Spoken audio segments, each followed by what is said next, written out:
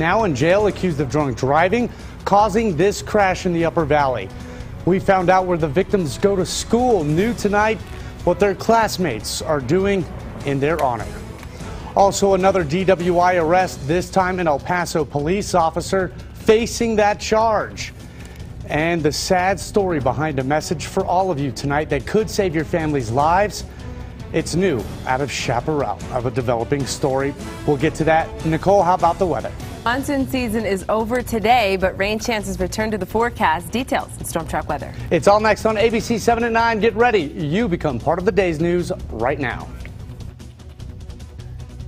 Live, where news comes first. From the Mesilla Valley and Las Cruces to El Paso and the borderland. This is ABC 7 at 9 on the El Paso Las Cruces CW. Hello, everybody. Thanks so much for joining us tonight on ABC 7 at 9 on the CW. I'm Bob Harp, and as always, Nicole Gomez, social media goddess, storm tracker. What don't you do?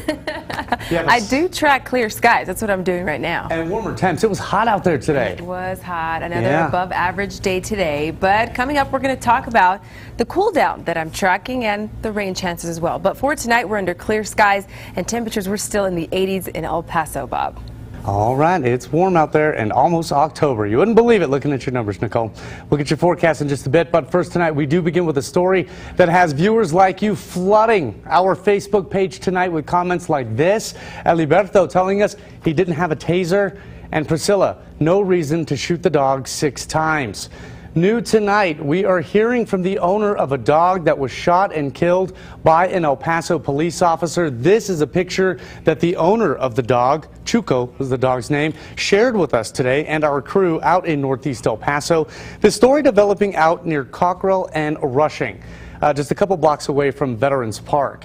Police have not released much information about the shooting, but the owner tells us the dog was a pit bull and, again, sent us that picture of Chuco.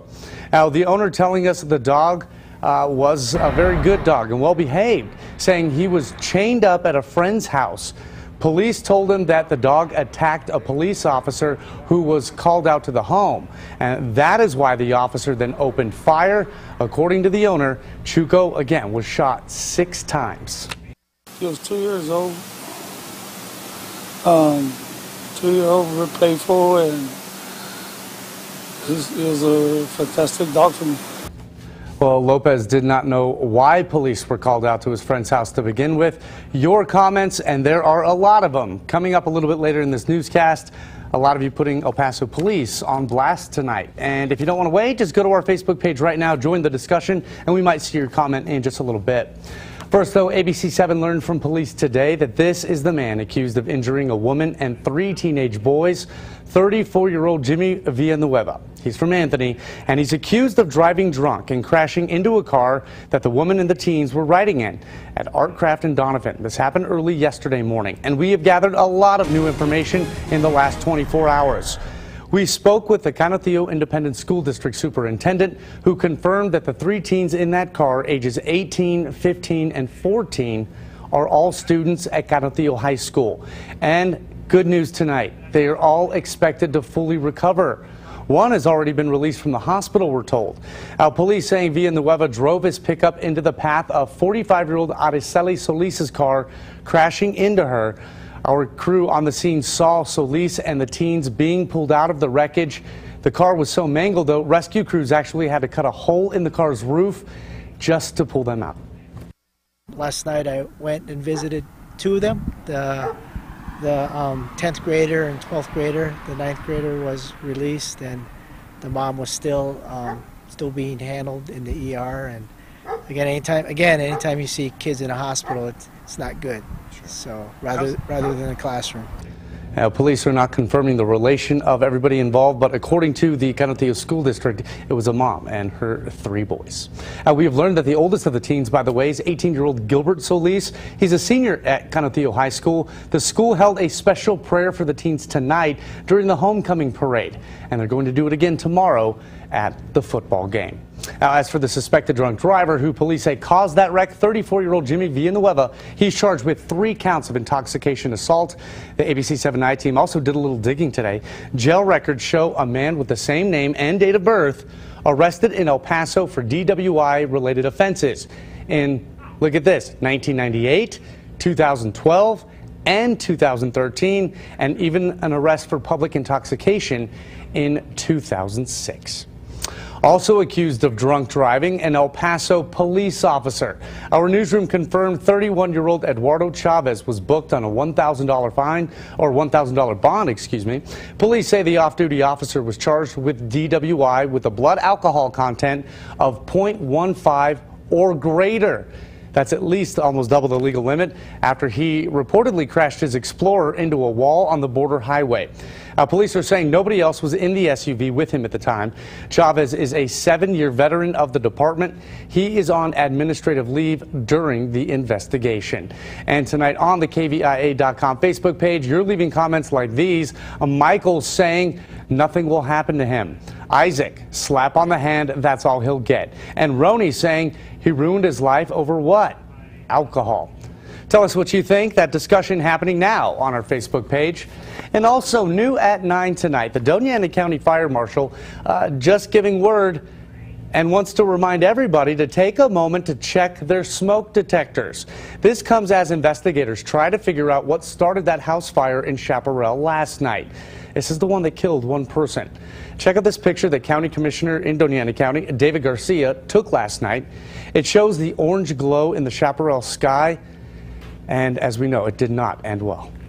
It was still dark, so you could see a glow, a yellow, bright glow, and you could tell right away by just looking at it from that distance that it was pretty hot. Well, Commissioner Garcia spoke with our New Mexico Mobile Newsroom today. Now, we are still working the story tonight. Nearly a full day after the fire ripped through that trailer home, the fire marshal's office is not saying who was found dead inside. The county tells us the fire was reported at about 4 in the morning, and what caused it is also still unknown.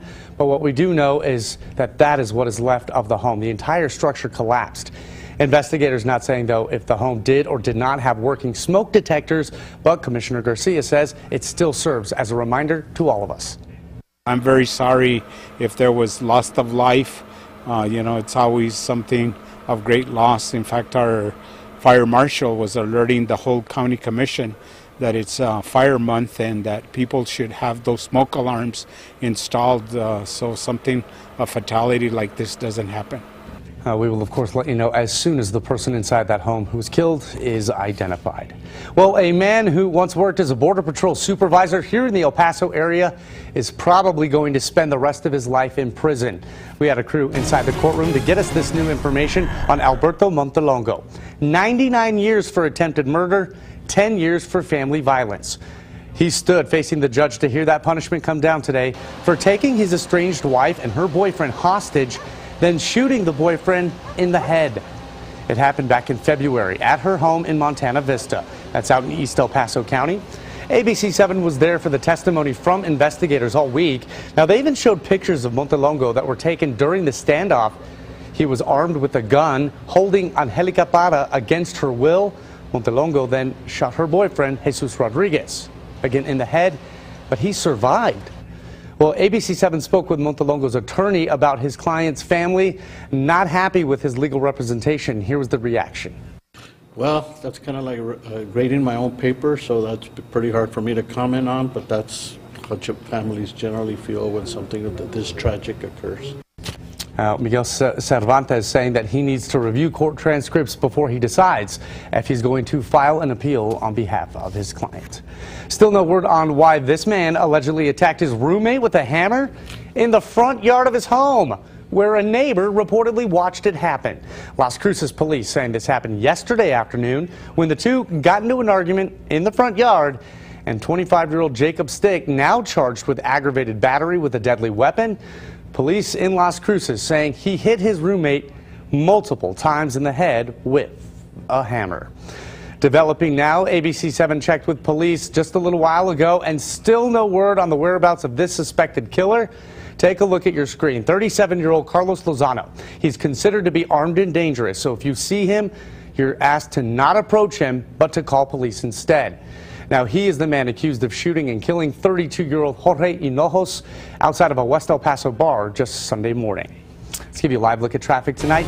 It's about 10 minutes past the hour. Everything looks okay here at I-10 and Americas. Just remember, a lot of construction going on. Expect another closure tonight. I-10 East near the downtown and Spaghetti Bowl in between that area. So the closures will be happening quite frequently. So for now, it looks pretty good on the east side, Nicole.